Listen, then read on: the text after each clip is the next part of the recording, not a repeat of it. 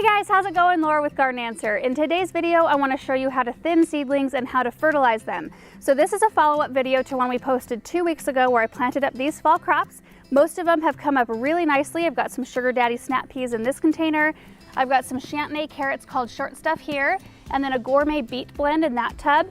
And then in this container, I started cilantro, which you can see did not come up super well. So I've since reseeded just by adding a few little seeds here and there where I didn't have seedlings already up. So hopefully in the next few days, I'll see some new sprouts come up and we'll have a full crop of cilantro.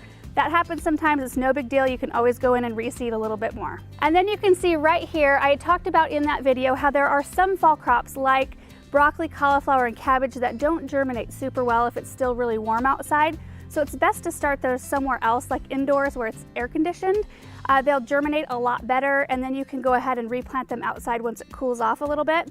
I'm not going to be planting them out today because we still have some pretty hot temperatures coming, but I just wanted to show you the progress to, so you can see how they're doing. So thinning seedlings is really easy. All you need is something to cut with. I'm using a pair of snips today. You can use scissors, pruners, whatever you've got.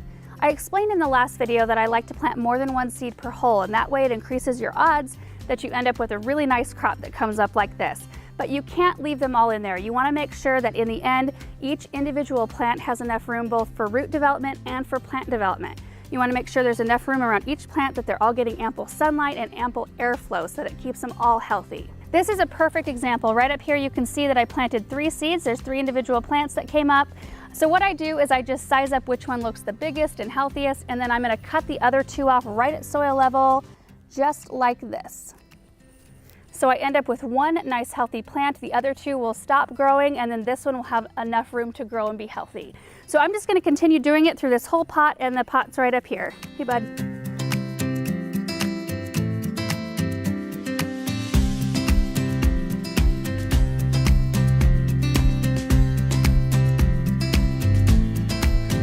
So I've got them all thinned. The peas are looking really nice. I also thinned the carrots and the beets, and while I'm on the subject of these containers, there were a lot of questions on our last video about whether or not these galvanized tubs had drainage. I did drill 3 drainage holes in each one of those containers, so they're good to go. All right, so now I want to talk about fertilizing. There's a couple of different ways you can go about it. I'm going to be using a liquid fertilizer called Grow, and then I've got a 2-gallon watering can here. So according to the directions, I need to use 4 to 6 doses in this size of can. I'm going to go on the lower end of that, so I'm going to add 4 doses in just because these are seedlings and I don't want to give them too much to burn them, but I want to give them enough to give them a boost. So I'm just going to add 4 doses to this can, and all you have to do is tip and pour. Don't squeeze, because I squeezed this once and it all comes rushing out. So now I'm going to grab my hose and fill up my watering can.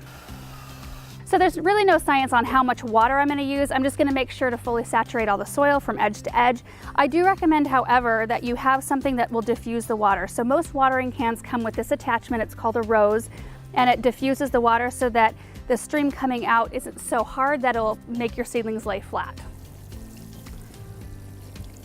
So I'll be using the liquid fertilizer every 1 to 2 weeks just to keep some good nutrition flowing so that they get big and healthy and grow good vegetables quickly since we're heading into fall. The other method I use is using a granulated fertilizer like Garden Tone. This is an urban vegetable food. You'd probably want to wait until the vegetables are up and growing a little bit more established before you use something like this.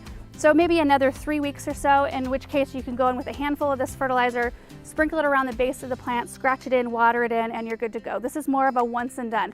Both great methods of fertilizing. But whatever you use, I would recommend that you go with something organic because they're slower to break down in the soil, they're slower to feed your plants so that your plants have something to feed on longer. If you use synthetics, they tend to break down quicker and they leach out of the soil a lot faster. And I've been using organics in my vegetable garden for years and years and have had really great luck. So that's it for today's video. I hope this was helpful to you, and we will see you in the next one. Bye.